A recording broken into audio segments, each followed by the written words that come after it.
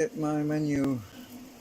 Wish it wouldn't keep going back to entertainment because I'm not doing entertainment. I don't know. Right, so this is version number 12. I'm actually printing version number 13 right now because I've got some bits of steel stuck in here as well. So I've been using some steel shims because the main problem that we have with the entry and exit point is the fact that as we curve around the arc, and then we need the magnets to actually arc outwards. That creates an attraction on the exit point. Interestingly, on the entry point, we also have a repulsion. So the repulsion on the entry and the attraction on the exit is basically cancelling out any gain we have in rotation in the arc part. So what I'm working out is arranging the magnets in such a way that we can invert that, so that we have attraction on the entry point and repulsion on the exit point. So that's what I'm doing with version 13, which is being printed right now. It's been giving me a headache, actually. Well, obviously it gives anybody a headache trying to work this stuff out, because magnetism is a weird piece of shit. Yeah. But I do have a much better arc with this system. So if I let this pivot on my finger there, you can see that we have a much better swing around on. So if I get this sorted, this is rubber, so it doesn't slip very well on there. Actually, it's probably a good idea if I get some something shiny to put it on, slippery, so I can show it a bit better. I'll just stick this one there. So, right. So I've got this hard disk platter. Right, we'll stick it on there, so we can see that we have a twist, which is good. So we want a twist because we're trying to make a rotary system. So if you watch, we have. Oh, get to the end, will you? We have, if I pivot it on my finger, imagine this is the central axis at this end. We do have a twist in the rotation.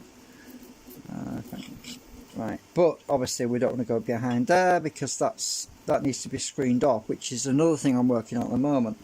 Now, if you let me just, so we can see it will pivot around, and I want that to swing out and away.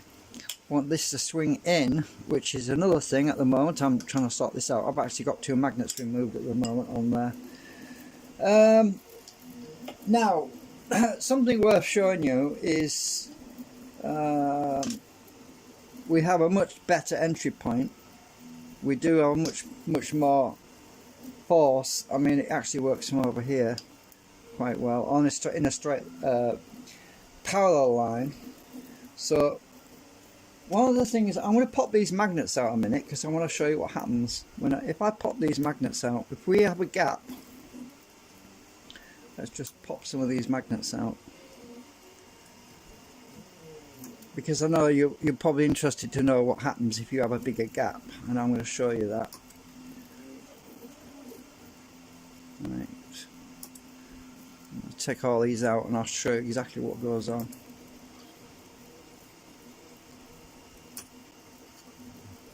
I acetone treated this one, by the way, because I thought to myself, well, if I keep acetone treating all these things, what's the point? Because some of them are going to end up scrapped anyway, and I'm going to end up running out of acetone next, and I don't want to be doing that.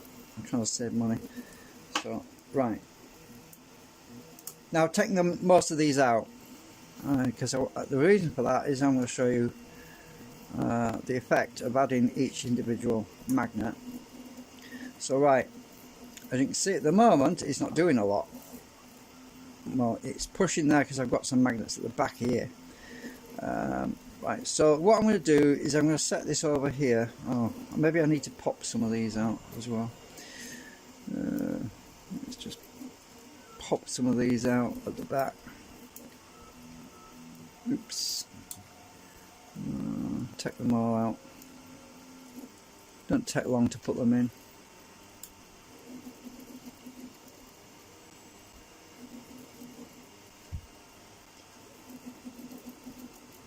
Come out, you bugger.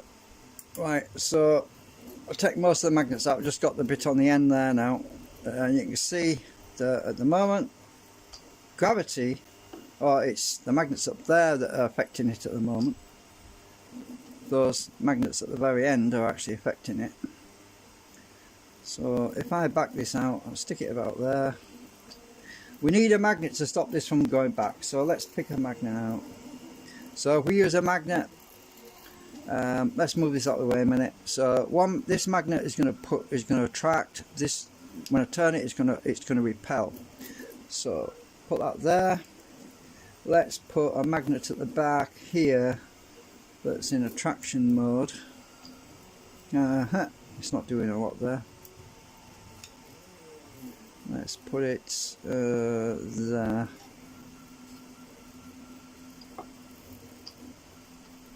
Doesn't do a lot. This bit of steel's affecting it as well. Let me just, I've got to get these right way around, obviously. So just a minute, we need to stick one here. Right, let's just start to populate this one by one. So if I get some, I'm a bit close. Right, sit there. You see, it's been affected by these at the very end there. Right, so let's put one in here. I want it to sit there. Right, okay. Right, it's not going to do a lot right now. So let's just start popping them in. You can actually see it incrementally moving. Let's put something over here. Oops, I don't need to move this around. Let's start popping them in, and you'll be able to see what happens with this as I'm popping them all in. Let's stick one in the middle.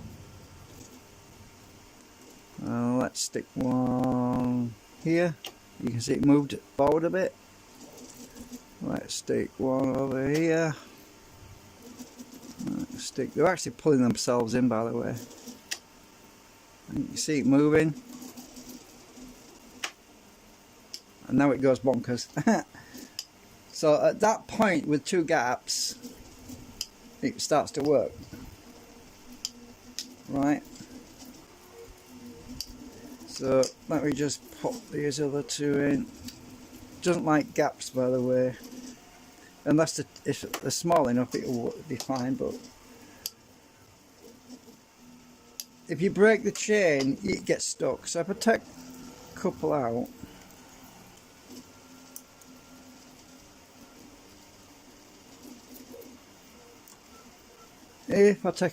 we have a cogging point. We now have a cogging point, which we don't want. This is what you don't want, is a cogging point. So there's a cogging point now. Right in the middle, I've taken two magnets out, so it's actually cogging there now.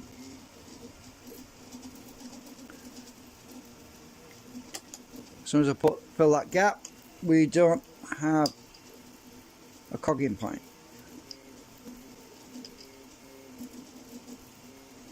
So there's no longer a cogging point. If I take every other one out,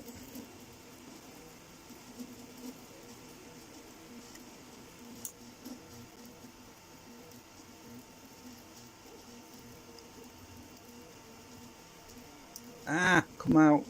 I can't get it, it's pulling itself back in again. I haven't acetoned it, so it tends to slide out very easily. So every other one.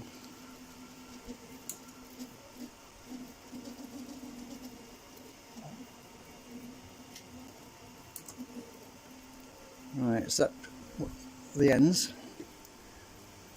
Now we have another cogging issue. It doesn't want to move. It just doesn't like to move. It wants to move, but it's kind of sticks. So we have cogging again. So this is why you have to get the spacing right. Oops.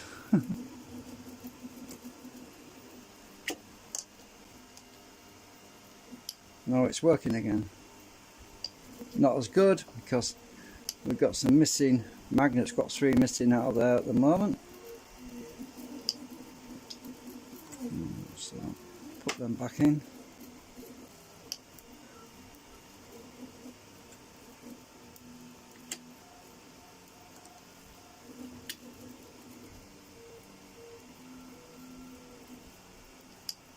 Yeah, so you can see what happens when you actually remove some.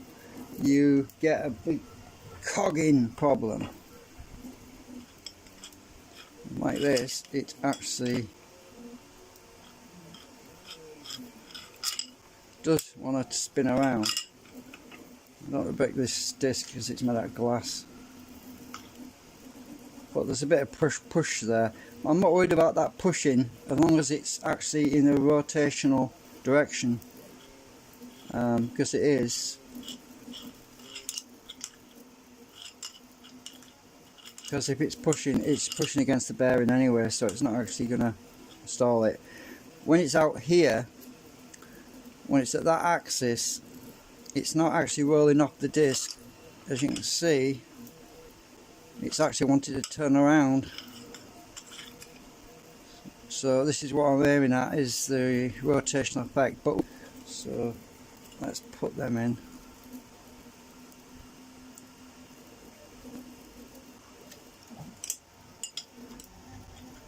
It's hard to do this without it rolling about. Let's take this disc off, stick it in there a minute, and let's just leave it in there so we can see what happens when I put these other two in.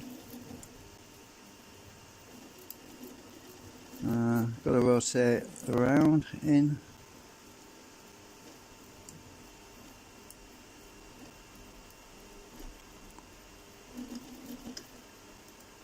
Right, has that made a difference? Not really, but it will improve the entry point. You can see there. Oops, need to get the axis right. So there's very little resistance on the entry there. It's not being flat, it's not flat. We'll come in,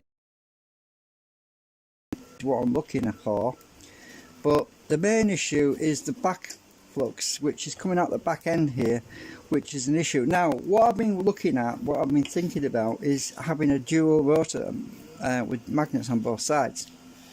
Because what we could use then is 2 pieces of steel. And as I explained before, with magnets, if you get 2 pieces of steel and you attach them to a single magnet, they repel each other, right? If I lift one up, the other one will fall over because the flux doesn't like its own field, right? So by using some kind of a magnetic deflector on the exit point, we should be able to overcome more of that drag as it leaves by using the actual magnet on the rotor to push itself away more effectively, which is and also like the V formations that I was doing previously. I don't actually have the one handy. Don't think anyway, I've seen them before. But if you have a V formation of steel, the entry point is very strong because it's pointing inwards. Right. That pulls heavily, so that will make an improvement on the entry point, and the parts that are apart make a better deflector on the exit point.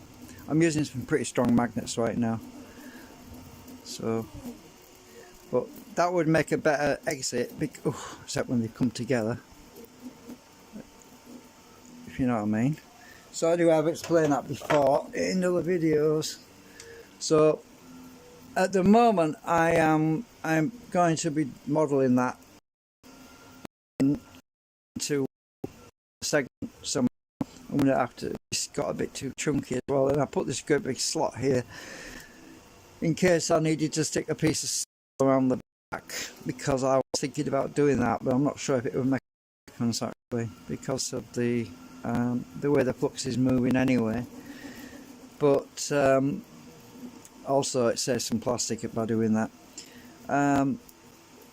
But anyway, so the other thing I was thinking is having a dual rotor with magnets on both sides, so that we have, if I stick this in this slot, it's a bit difficult to show you this really, and if I split these magnets up, imagine we've got two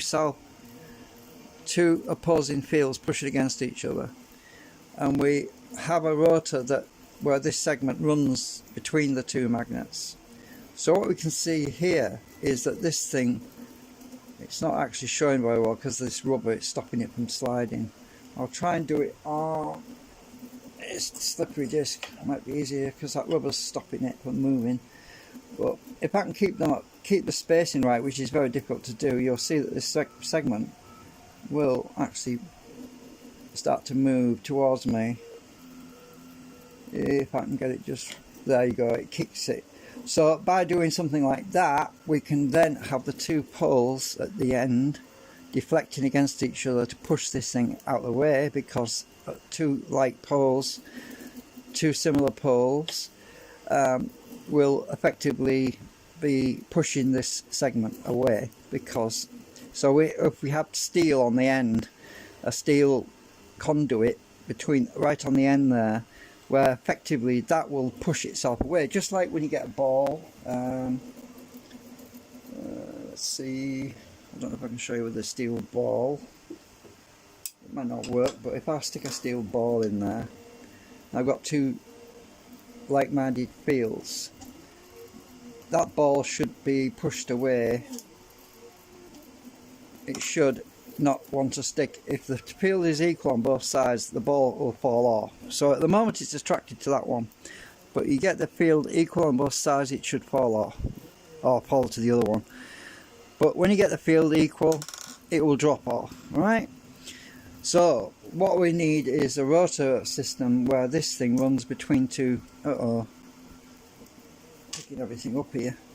What we want is a rotor system with two similar poles and the steel conduit between them, so that as the magnets approach the end of the segment, the steel comes into play, and the field, and it pushes the segment out of the way, because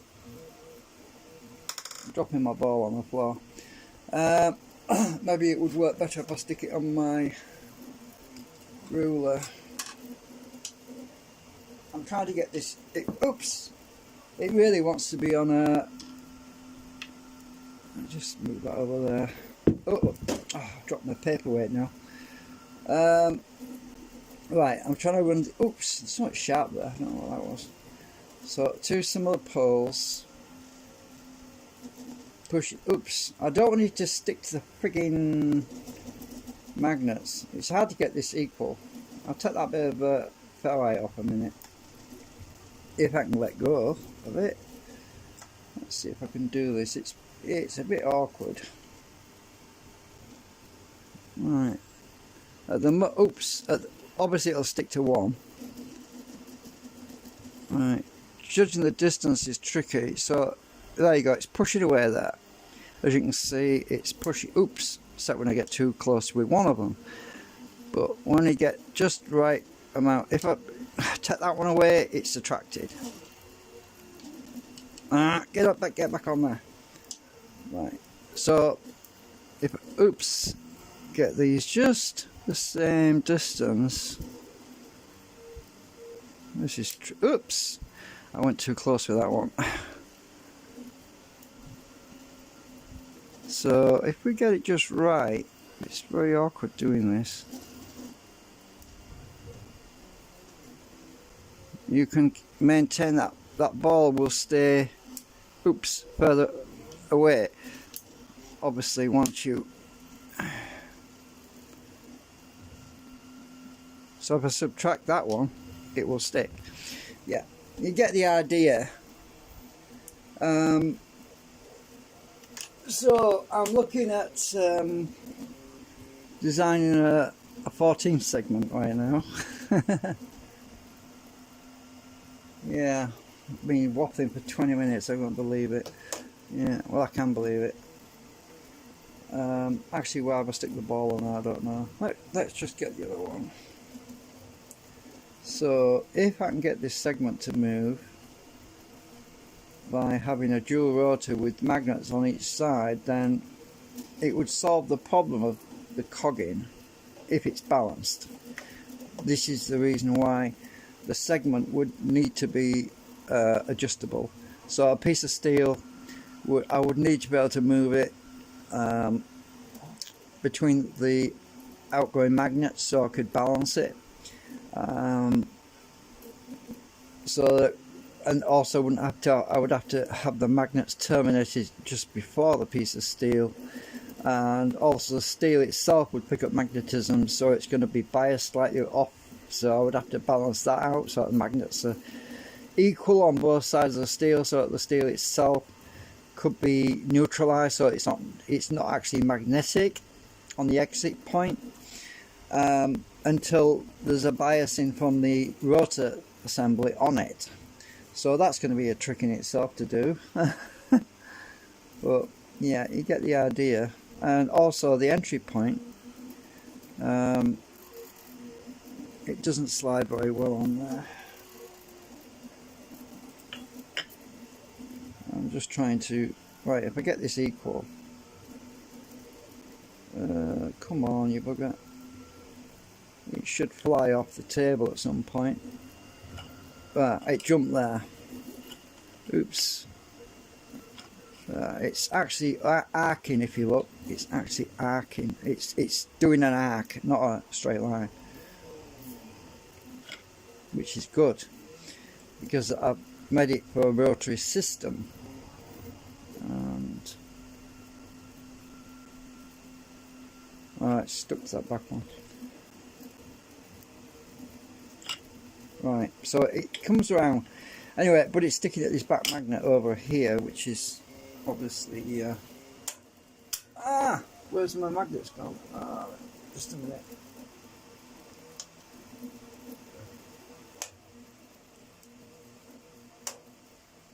Put my ferrite back on. So because at the moment I've got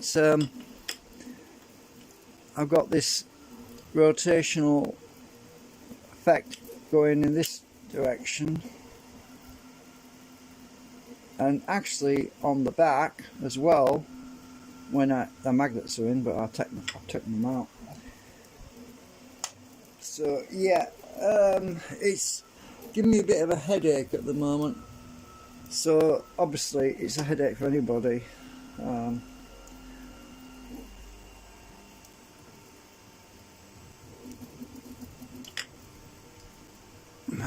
Now I have to put these back in. Get the right way around. I want it so that it moves from left to right.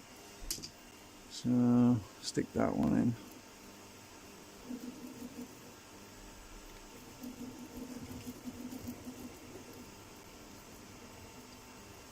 Anyway, so basically that's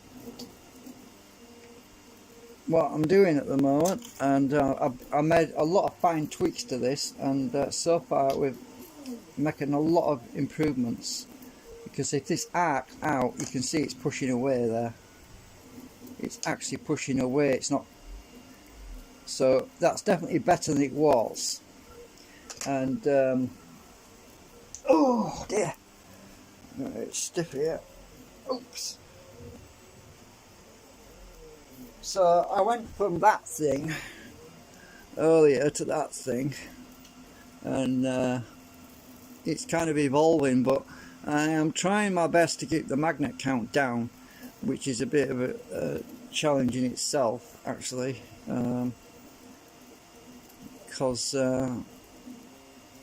at the moment it looks like more is better, but if I make this thing smaller, then it means that I don't have a large enough circumference for the this rotor, which I'm trying to get it to work on.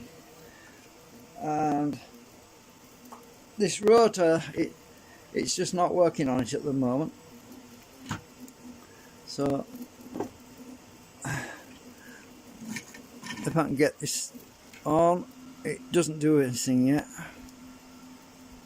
but it's got very little cog in though, very little cog in. I mean, I can turn it with one finger like that.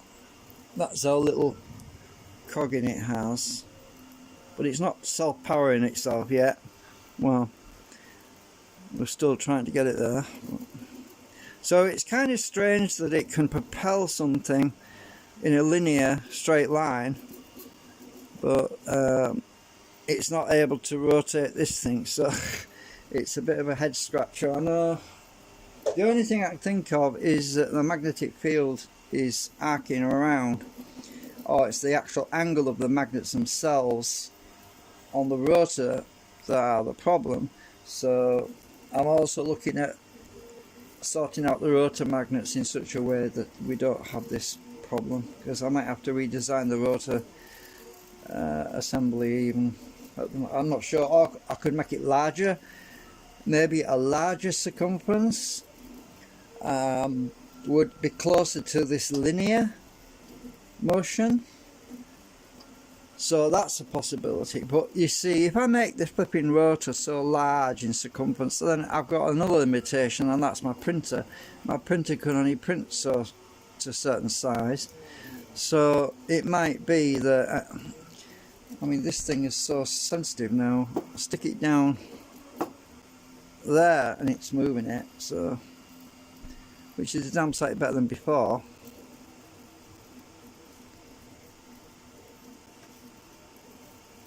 So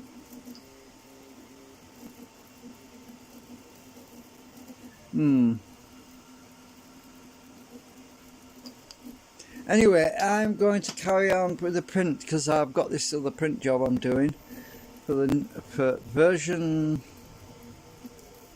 is it version 14 or is it 13? I think it's version 13 I'm printing right now. I'm losing count, I tell you. You won't believe how many of these things I've printed so far. I'm just going to show you, hang on.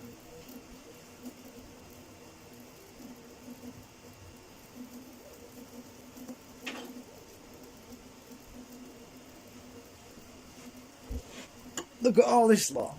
I think that was one of the early ones I did.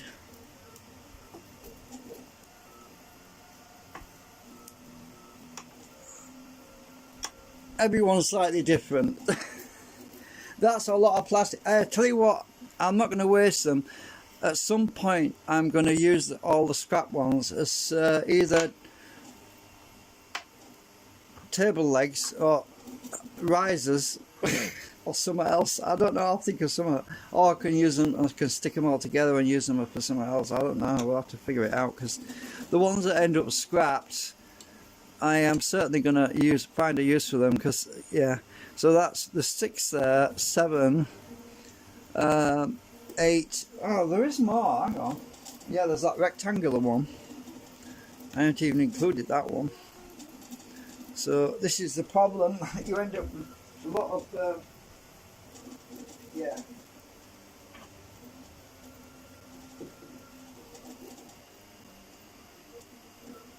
And there's a rectangular one. So, yeah. Anyway, we'll get there. So, it's just a matter of time. And plastic. It reminds me, I might have to order some more plastic this week, actually. I don't know yet. I'm still doing okay because I'm only printing with 10% infill, so it shouldn't be too bad. Yeah, I was also trying out some bits of steel angle iron. Well, it's welding rod actually, this stuff, copper coated, which from a previous project I was trying magnetic coupling through those as well, but that was a bit of a waste of time. It's important just to get the magnets right in the first place, really, because that's what shapes everything. You can't control something when you send magnetic flux down a piece of steel.